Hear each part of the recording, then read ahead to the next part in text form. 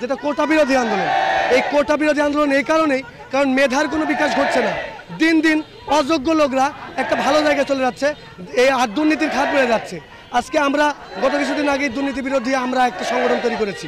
এই কোটা নামক এই কুঠার দিয়ে মেধার পিঠে যে আঘাত করা হচ্ছে, এইটার বিরুদ্ধে আমরা অল টাইম বলবো। আমাদের এক দফা এক দাবি হচ্ছে, আমরা চাকরির ক্ষেত্রে কোনো কোটা চাই না। এখানে কিন্তু নারীর কোটাটাও এখানে বাদ চলে যাচ্ছে। সেই জায়গা থেকে বলবো, এতগুলো নারী দেখছেন, তারাও চাচ্ছে যে মেধার ভিত্তিতে চাকরিতে মূল্যায়ন হোক। এখানে নারী কোটারও আমাদের কোনো প্রয়োজন নাই। আমরা কোটা প্রথার বাতিল চাই, যেন আমরা সাধারণ শিক্ষার্থীরা এটার জন্য ক্ষতিগ্রস্ত না হই। যে কোটার কারণে আমাদের মেধাকে দূরে ঠেলা হচ্ছে, আমরা চাই সেই কোটাটা বাতিল হোক। বৈষম্য বিরোধী কোটা আন্দোলন মানে আমরা মনে করি এই কোটা ব্যবস্থা সংস্কার হওয়া প্রয়োজন, এবং সারা দেশের শিক্ষার্থীদের ন্যায় রাজশাহীতেও আমরা আজকে একাত্মতা পোষণ করেছি। এই দাবি না আদায় হওয়া পর্যন্ত বলাই বাহুল্য আমাদের এই কর্মসূচি চলতে থাকবে।